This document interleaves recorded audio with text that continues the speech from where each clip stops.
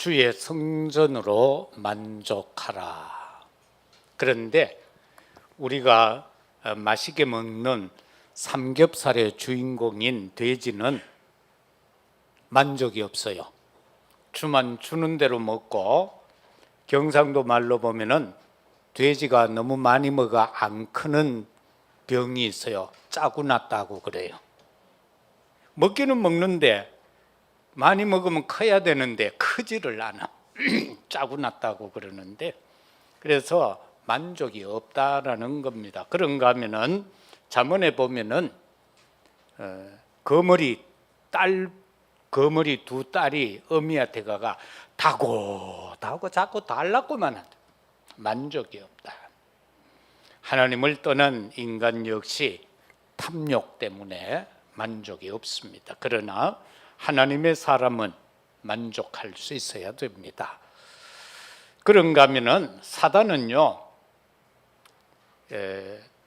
보면은 이 어떤 누군가를 놓고 원망하게 자꾸 만듭니다. 사단은. 그런가 하면은 일에 대해서 불평하게 만들고요, 또 나아가서 사건이 일어나면은 자꾸 핑계를 대게 합니다. 절대로 원망과 불평과 핑계는 성령의 역사가 아닙니다. 사단의 역사인 것을 우리가 알아야 됩니다. 그래서 사단은 속이잖아요. 요한복음 8장 44절에도 보면은 처음부터 거짓말했고 속였고 처음부터 살인한 놈이에요. 그리고 여기에 사로잡히게 되면은 자기 유익을 위해서 살게 만들어요. 또 강대국들을 보면은 자기의 유익을 위해서 전쟁을 일으키잖아요.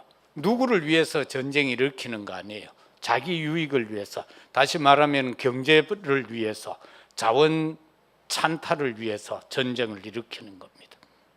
그러나 하나님을 믿는 우리에게는 오늘 478장 찬양을 한 것처럼 우리는요, 자연 만물을 통한 일반 은총에서 하나님의 손길을 느낄 수 있어야 되는 거예요.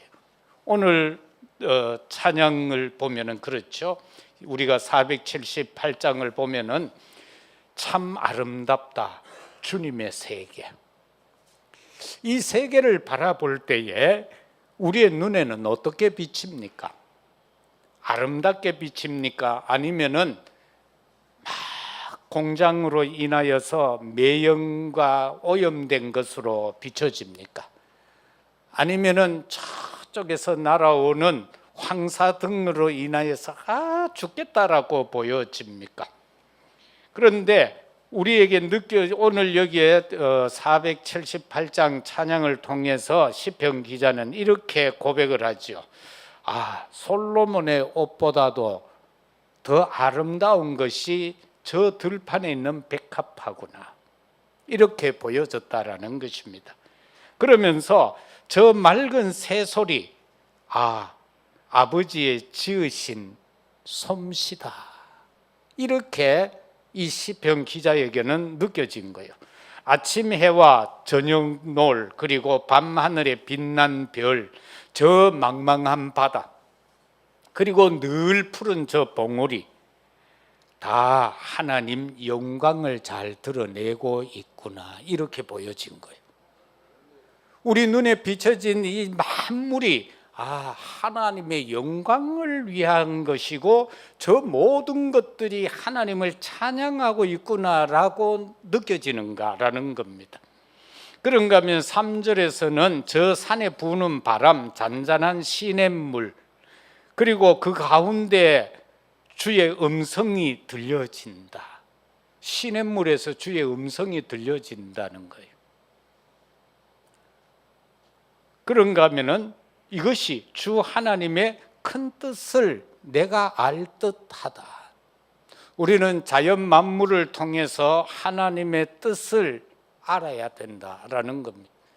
이 하나님의 모든 우주 만물 섭리를 통한 그 가운데에서 삶을 살아가는 내가 하나님의 뜻을, 다시 말하면 우리는요, 내가 일하는 현장에서, 나의 사업 현장터에서 하나님의 오묘한 계획과 뜻과 그 솜씨를 볼 수 있어야 된다는, 그런가 하면 내가 만나는 사람이 죄인일 수도 있고 참 안 좋은 인간일 수도 있고, 때로는 내게 유익을 주는 사람도 있고, 때로는 내게 손해를 끼치는 사람이 있을지라도 그 모든 것을 통하여서 하나님의 뜻이 뭔가, 하나님이 하고자 하시는 일이 무엇인가, 그것뿐만 아니라 이야, 하나님의 솜씨가 대단하구나라는 것을 느낄 수 있어야 된다라는 것입니다. 이번에 여러분께서 고향길로 가셨겠죠. 이렇게 가면서 주변의 환경을 보시면서 어떤 생각을 하셨습니까? 그 속에서 하나님의 영광을 볼 수 있어야 됐었고, 그 속에서 하나님의 솜씨를 느낄 수 있었다면 참으로 아름다운 여정이었다라고 할 수 있습니다. 그래서 우리는 이런 모든 것 속에서 창조주의 솜씨를 우리가 느껴야 되고, 구속주의 사랑과 은혜를 누릴 수 있어야 되고, 만물의 주관자로서의 여호와 하나님의 권위를 우리가 느낄 수 있어야 됐다라는 것입니다. 그러면은 첫째는 하나님이 그 백성에게 주시는 구원의 은혜인 것입니다. 오늘 본문 2절과 4절을 통하여서 잘 밝혀주고 있습니다. 그러면은 우리는 이런 것을 놓고 한번 생각하십시다. 우리는 모두 죄인이다. 우리는 모두 죄인이다. 그런데 세상에는 보면은 자기는 죄인이 아니라고 생각하는 사람들이 의외로 많아요. 자신이 의롭다고 생각한다면은요, 그 자체가 교만입니다. 나는 죄가 없어라고 한다면은 그거는 엄청난 교만입니다. 우리는요, 남을 정죄할 수 없는 존재입니다. 하나님 앞에 사랑으로 구원받은 우리가 누구를 보고 네가 잘못됐다라고 할 수 있겠습니까? 그게 아니다라는 겁니다. 그러면은 무엇이 죄입니까? 무엇이 죄입니까? 그러면은 많은 사람들의 수준에 따라서 죄의 기준이 달라지겠죠. 그죠? 법률가가 보는 죄의 기준과 어린아이가 보는 죄의 기준, 그리고 불신자가 보는 죄의 기준과 우리 믿는 사람이 갖는 죄의 기준은 다를 겁니다. 그것을 가장 간단하게 생각하면 양심입니다. 무언가를 내가 했을 때에 찝찝하다, 내가 왜 이 일을 했지라고 하면 그거는 죄가 되는 겁니다. 그런데 더 중요한 것은 무엇이 죄인가라고 할 때에 원죄가 죄입니다. 다시 말하면 이 원죄는요, 예수 그리스도를 믿음으로만 해결할 수 있는 게 원죄입니다. 그리고 자범죄가 있는데 이건 인간관계, 사회 삶 속에서 일어나는 거지요. 이것은 자범죄로 인해서 지옥 가지는 않습니다. 예수님이 십자가에 달렸을 때 아주 나쁜 놈이 양편에 있었는데 보십시오. 한 놈은 예수님을 저주합니다. 네가 그리스도라면 네도 내려오고 나도 내려오게 하라라고 합니다. 그러나 한 사람은 뭐라고 합니까? 당신은 죄가 없는데 내가 죄인입니다. 나를 기억해 주세요라고 할 때 오늘 네가 나와 함께 낙원에 이르리라. 인간이 세상에서 짓는 죄는요, 회개하면 됩니다. 우리 믿는 사람은 무언가 잘못된 것 있으면 하나님 앞에 회개하면 됩니다. 성경적으로 하면은 또 내가 누군가에게 잘못했으면 그 사람에게 또 조용하게 잘못을 시인하고 고백하면 됩니다. 미안했다. 내 때문에 네가 얼마나 마음 상했느냐, 괴로웠느냐, 미안하다라고 말입니다. 그러면서 호떡 하나 사주면 되는 겁니다. 간단하지요. 그런데 죄에서 벗어날 인간은 아무도 없지 않습니까? 그래서 형제를 용서하지 못하고 정죄하는 것, 그것도 죄입니다. 어떤 사람은 보면은요, 남매 조그마한, 그래 성경에는 말하죠. 네 눈에 있는 들보는 뺄 생각도 안 하고 형제 눈 속에 있는 티끌을 가지고 왜 자꾸 말하느냐, 그렇게 성경은 말하고 있지 않습니까? 어떻게 보면 죄에 대한 기준이 다 다르지요. 재미난 이야기 하나 해줄게요. 너무 전부 검은 옷만 입고 앉아있어가 어두컴컴한데 한번 웃어야 될 것 같아. 그래, 우리 양 권사님 옷 잘 벗었다. 색깔이가 저래 돼야 돼. 목사가 맨날 이 색깔만 입으니까 전부 따라가지고 컴컴한 옷만 입어. 서울 신랑하고 경상도 셋이가 점심 먹으러 갔어. 서울 신랑이 딱 앉아가, 주인장 국수 주세요. 그러니까 경상도 신부가, 아지매요 국시 주소. 이거 이제 죄에 대해서 내가 얘기하는 거예요. 이거 그리 신랑 계속 국시다, 여자는 계속해서 국시다. 이 둘이 싸움 붙은 거예요. 여러분, 국수가 맞습니까? 국시가 맞습니까? 에? 그리고 둘이 싸우다가 이제 먹고는, 그럼 우리 선생님한테 가서 한번 물어보자. 선생님, 국수가 맞습니까? 국시가 맞습니까? 선생님 곤란하잖아. 어느 편도 들 수 없으니까 고민하다가 선생님이 이렇게 말합니다. 국수는 밀가루 가지고 만든 거고 국시는 밀가리 가지고 만든 거다. 그러면은 밀가루하고 밀가리는 뭐가 틀립니까? 하면 또 둘이가 선생님한테 물어서, 그래 선생님이 가만히 생각하다가, 밀가루는 봉지에 담는 거고 밀가리는 봉다리에 담는 거다. 참 선생님 지혜롭지요. 여러분, 죄가 뭔가 국수냐 국시냐 따질 거 없다. 죄는 따질 것도 없다. 다 똑같아요. 큰 죄가 있습니까? 작은 죄가 있습니까? 다 하나님 앞에 나가 무릎 꿇고 예수님 이름으로 기도하면은, 회개하면 그것으로 끝이라. 그죠? 그래서 하나님은 기억도 하지 아니하고 도말한다고 했는데, 인간은 상대의 조그마한 실수 잘못만 있으면 그거 죽을 때까지 기억하잖아. 어떤 사람은 그러잖아. 내 눈에 흙가기까지는 막 용서 안 한다. 그럼 빨리 죽어요. 빨리 흙 들어간다니까. 그래서 죄를 가지고 왈가왈부할 것 없다. 하나님 앞에 엎드려서 조용하게 기도하면서 회개만 하면 되는 겁니다. 오직 예수 그리스도만이 죄에서 승리했습니다. 어떻게 해요? 마태복음 4장에 들어가면은 예수님이 주야 40일 금식기도 하고 떡 나니까, 예수님은 6도 가지셨잖아요. 40일 금식하면요 진짜 배고파요. 여러분 며칠 한번 해보세요. 배고파요. 막 라면 먹고 싶고 막 빵이 눈앞에 왔다 갔다 하고 그래요. 그래서 이 예수님이 배고픈 걸 알고 사단이 다 와서 말하잖아. 빵하고 비슷한 돌을 주워가는, 야, 네 하나님 아들 아이가, 이거 빵 만들어 먹으라. 그러니까 예수님은 인간이 떡으로만 사는 거 아니다. 하나님 입에서 나오는 말씀으로 산다. 다시 말하면은 사단이 저와 여러분을 꼬시려고 왔을 때에는 말씀을 가지고 대적해야 됩니다. 딴 거 가지고는 절대로 물리칠 수 없습니다. 하나님의 말씀을 의지하여, 그렇게 하니까 사단이 주춤하다가, 이게요 꼭 삼세판한다니까. 사단은 예수님 데리고 성전 꼭대기에 올라갔어요. 거기 가서 또 한마디 합니다. 야, 네 하나님 아들 맞지?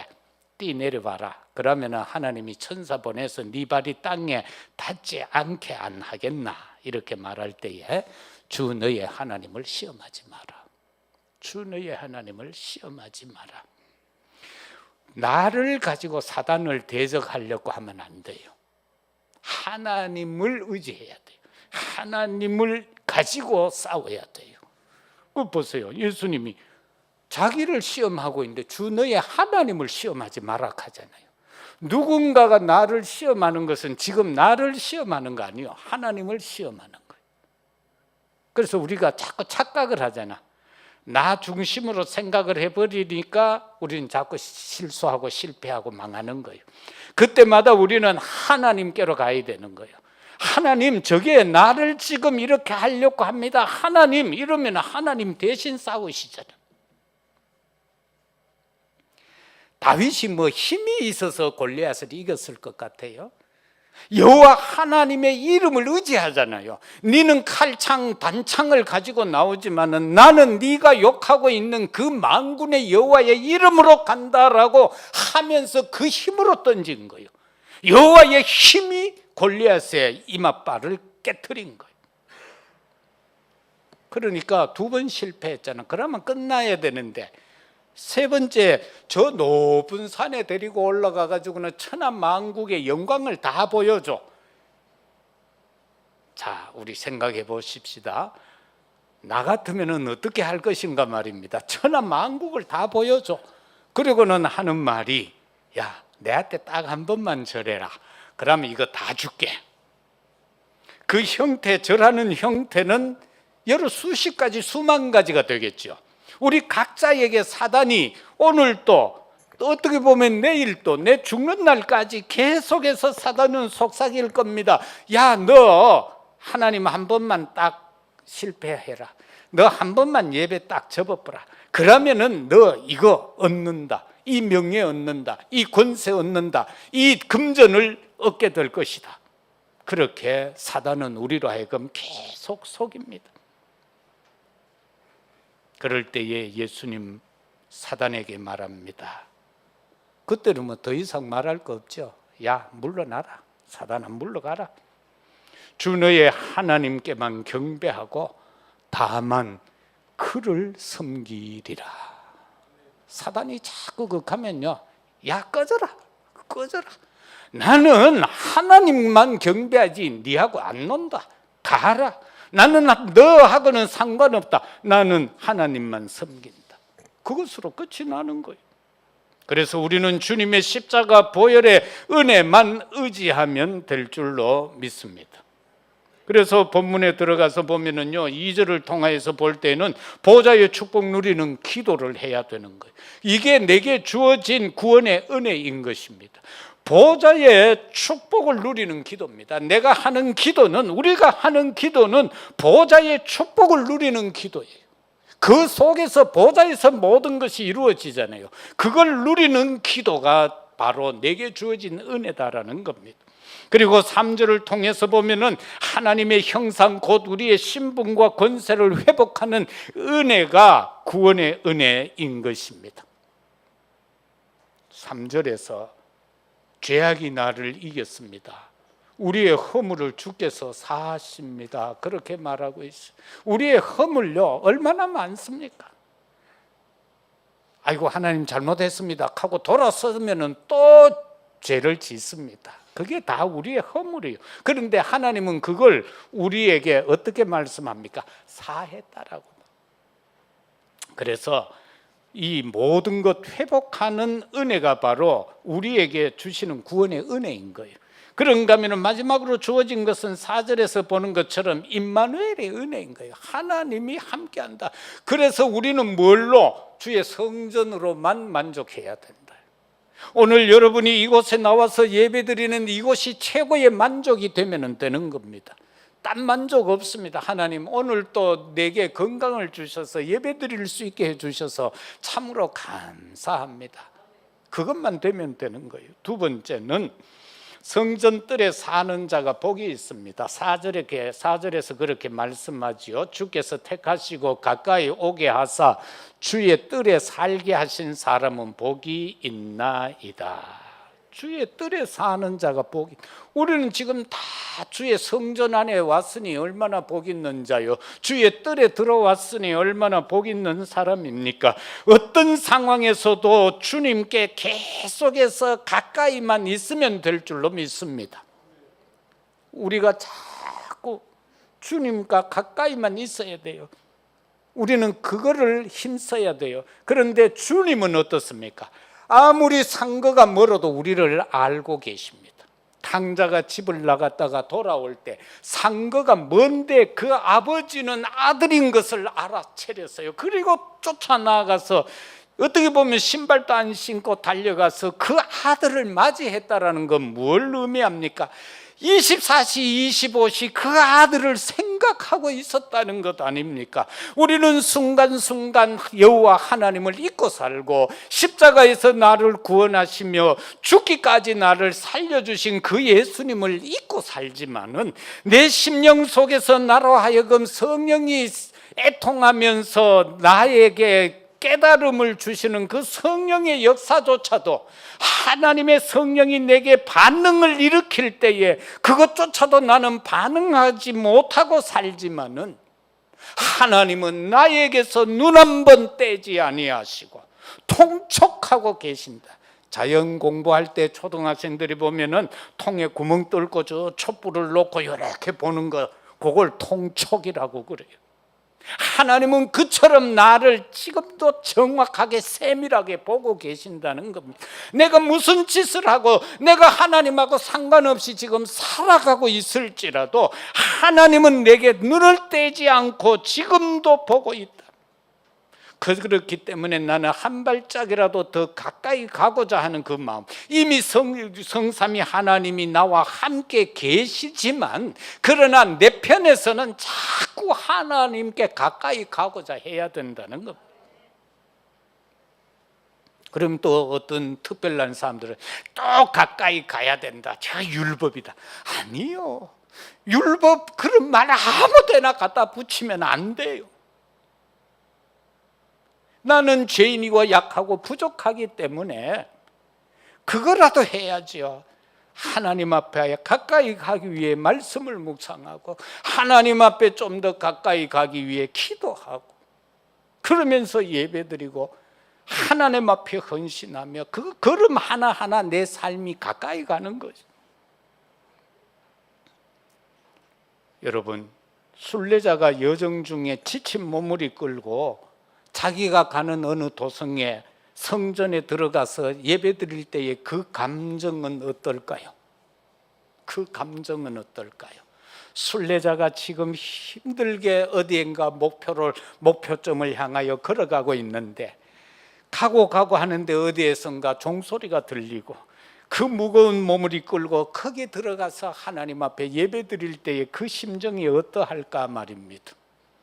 오늘도 우리는 한 주간의 고단한 삶을 살고 어떻게 보면 전투적인 삶을 살다가 오늘 하나님 앞에 나와 예배드리는 이 시간 나의 감정은 어떠한가? 나의 감정은 어떠한가?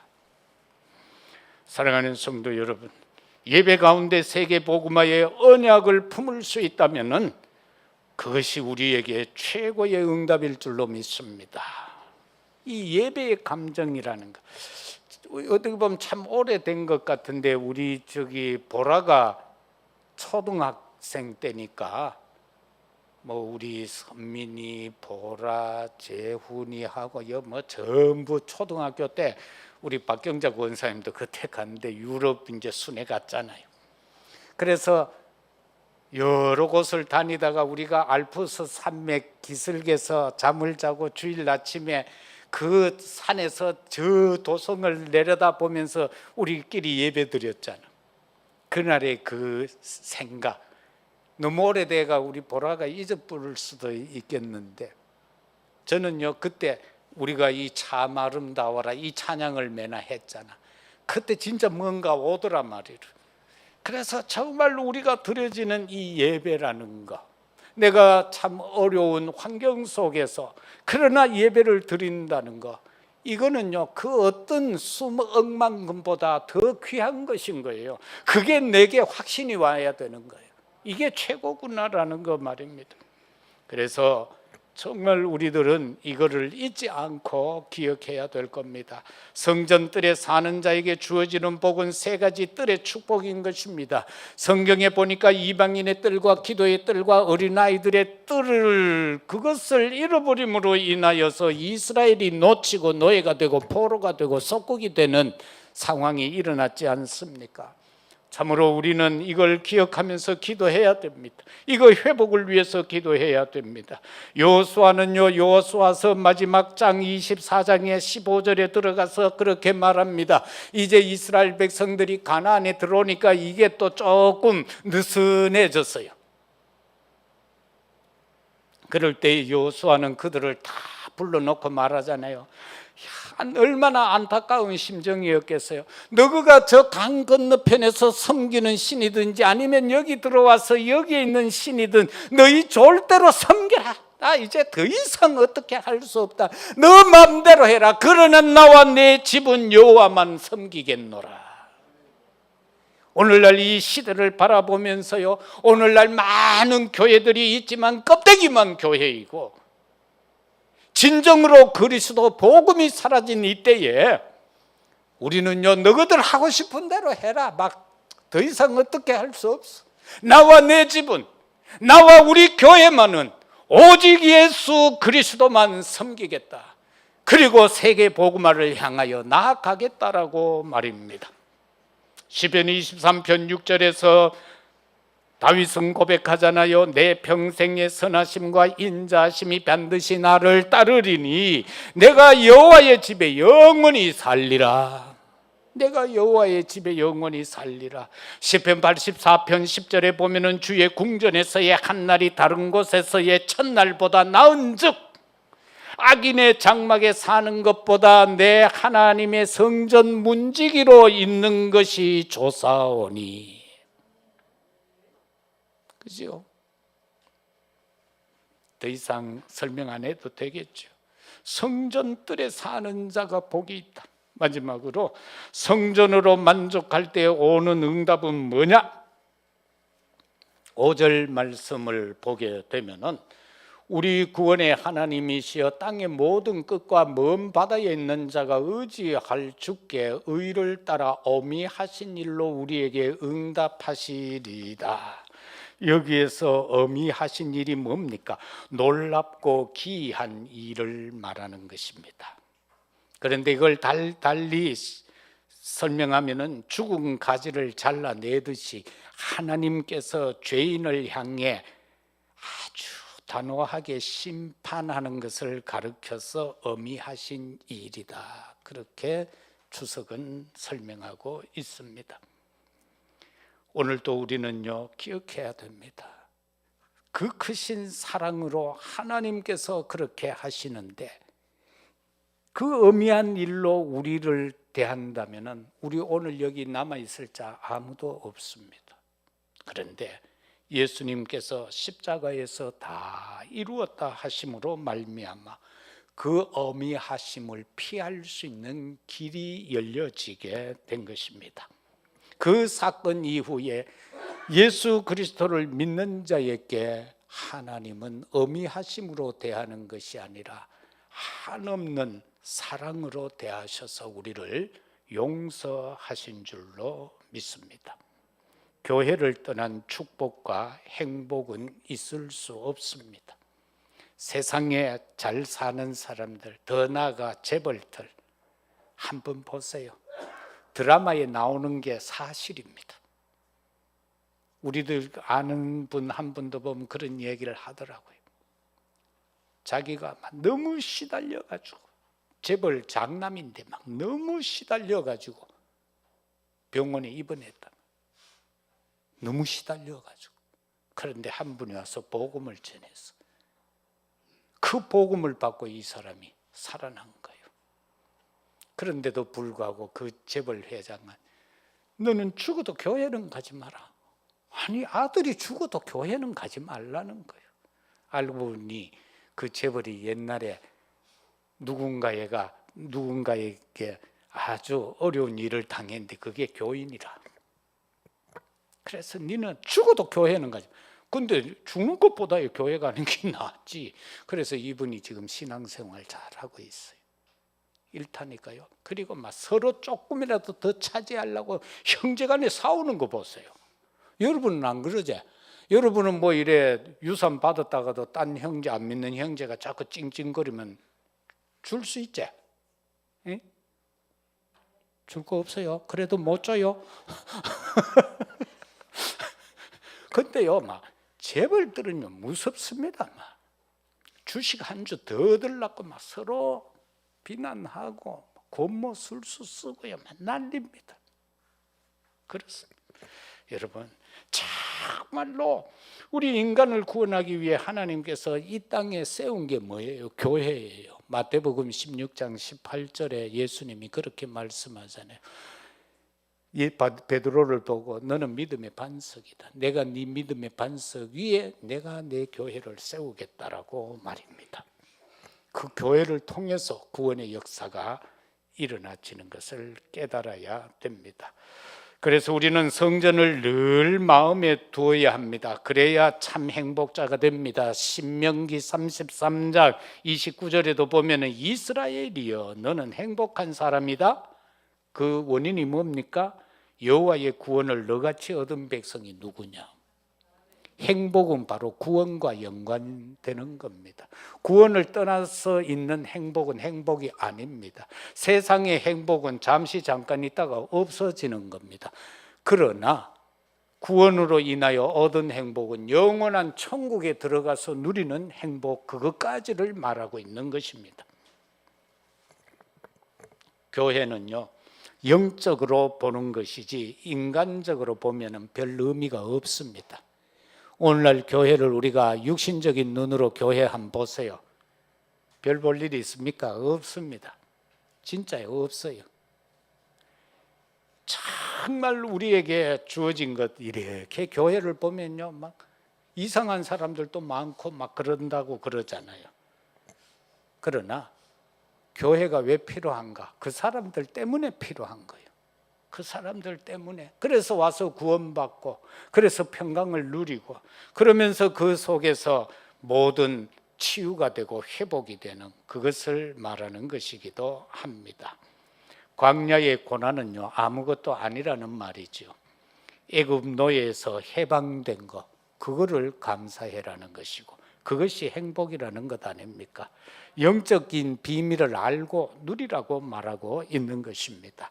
사단은 이 시간도요, 자유롭게 마음대로 살 수 있다라고 인간들에게 속삭입니다. 네 마음대로 살으라고. 네가 하나님 되어서 네 마음대로 살으라고 말합니다.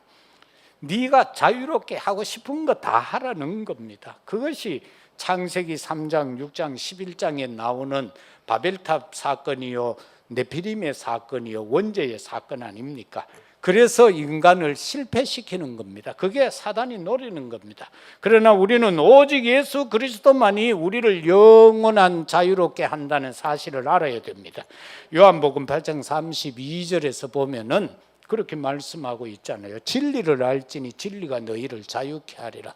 예수 그리스도가 아니고는요, 우리를 자유케 할 존재가 아무도 없습니다. 절대로 없습니다. 예를 들어서 사람이 범죄해서 형무소에 있다가 재판을 받아서 풀려났습니다. 그거 양심적으로, 심적으로 진짜 자유가 되겠습니까? 예를 들어 누군가를 죽였는데 그게 이렇게 비싼 변호사를 사가지고 무죄 확정받아서, 그럼 그게 어디 사라집니까? 그게 무죄가 됩니까? 내게서 지워집니까? 아니지를 않습니까? 그래서 이 성전으로 만족할 때 오는 응답 25인데 어떤 건가?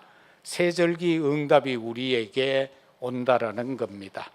바로 구원받은 자에 누려질 6월절의 축복입니다. 그러면서 성령 역사 인도하는 오순절의 역사가 우리에게 임하게 되는 겁니다. 그런가 하면 이 땅에서도 보좌의 축복을 누리다가 우리가 천국 들어가는 수장절에 이 응답도 누려지게 된다라는 사실인 것입니다. 그런가 하면은 우리에게 성전으로 인하여 만족함을 누릴 때 오는 두 번째는 세계 복음화의 응답인 것입니다. 저와 여러분은요 237 향한 기도를 하고 있잖아요. 정말로 영육간에 병든 자들을 치유시킬 기도를 하고 있잖아요. 그런가 하면은 모든 것을 포기하고 살아가는 자들, 아무 의미 없이 살아가는 자들에게 복음을 전하여서 영적 서밋이 되게 하는 그 마음을 품고 우리는 기도하고 있지 않습니까? 그것을 감당할 수 있는 응답이 온다는 겁니다. 그게 25의 응답인 것입니다. 그런가 하면 어떤 응답이 옵니까? 에덴의 축복이 회복되는 응답을 누린다는 겁니다. 우리는요, 이 땅에 살지만은 바울이 고백하였던 것처럼 나는 천국 시민권을 갖고 있다라고 한 것, 최고의 시민권인 로마 시민권이 아니라 그것은 배설물로 버리고 나에게 주어진 시민권은 천국 시민권이라고 한 것처럼 말입니다. 우리 모두에게도 이 회복의 응답이 주어지게 될 것입니다. 말씀 맺겠습니다. 주의 집고 주의 성전의 아름다움으로 만족하리라고 지금 시편 기자는 고백하고 있습니다. 이 한 주간도 사랑하는 성도 여러분, 우리가 살아가는 상황, 문제, 형편 모두가 각각 다를 것입니다. 그러나 한 가지만은 분명한 목표를 설정하십시오. 주의 성전으로 내가 만족하리라. 이것 이 한 주간 응답받는 우리 모두가 되시기를 예수 그리스도 이름으로 축복합니다. 아버지 하나님 감사합니다. 오직 주의 성전으로 만족하며 살아가는 우리들이 다 되게 하옵소서. 응답 25를 누리며 살아갈 수 있게 하옵소서. 우리로 하여금 새롭게 하소서, 강건하게 하소서, 회복되게 하옵소서. 주 예수 그리스도 이름으로 기도드리옵나이다. 아멘. 208